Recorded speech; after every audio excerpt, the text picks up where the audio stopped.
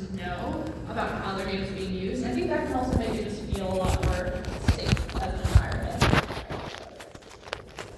Can I add on that real quick? Of course. Then you look at the model with what used to be based on how that, do it and apologize after.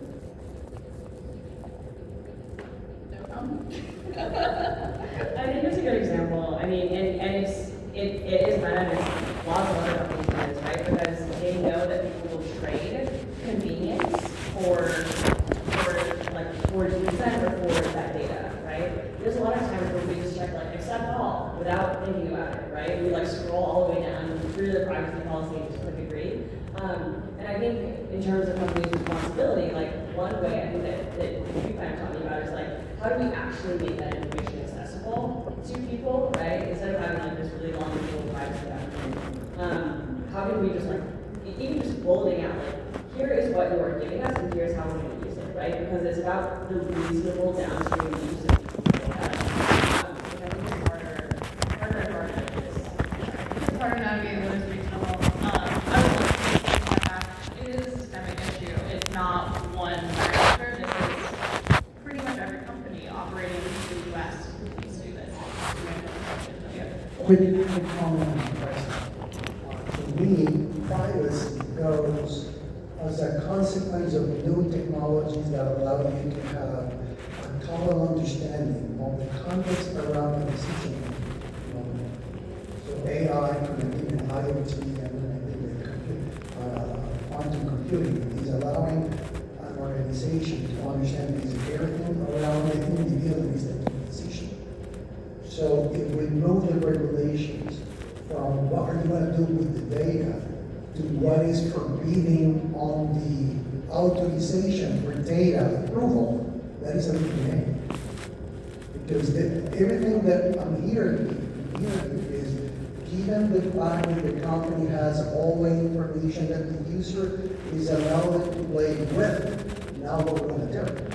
What will happen if the regulation is saying the company, by no means you can ask approval for this kind of thing?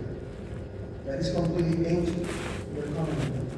Yeah, it's a good point. And something I wanted to talk about, which is about human in the loop AI, right?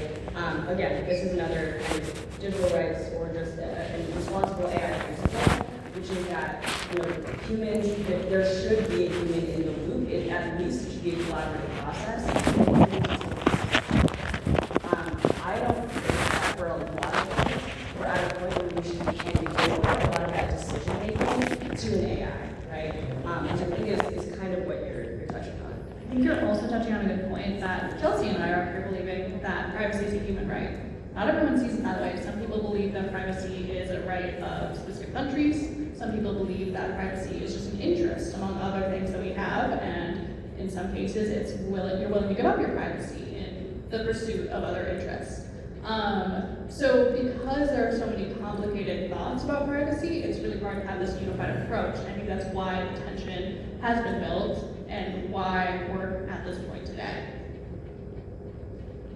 And then I think we had one more question in the back. You want to pass the mic? All right. We're actually out of time. Thank you.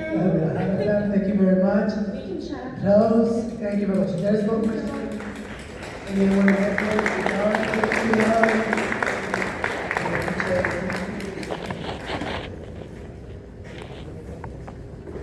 Awesome.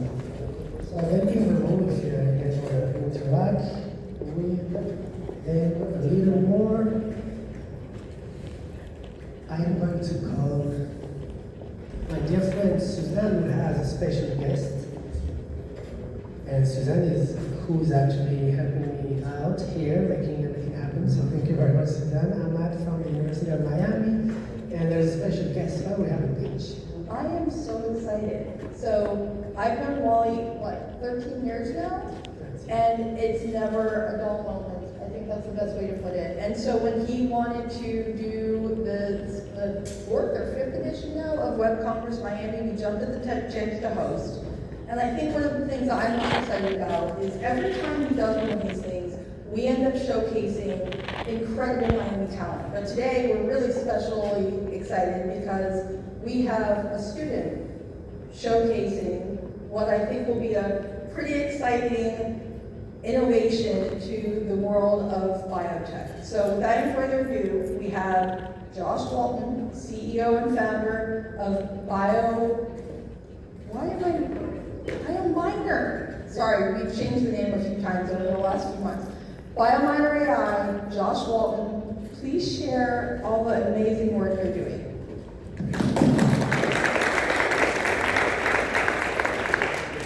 Thank you.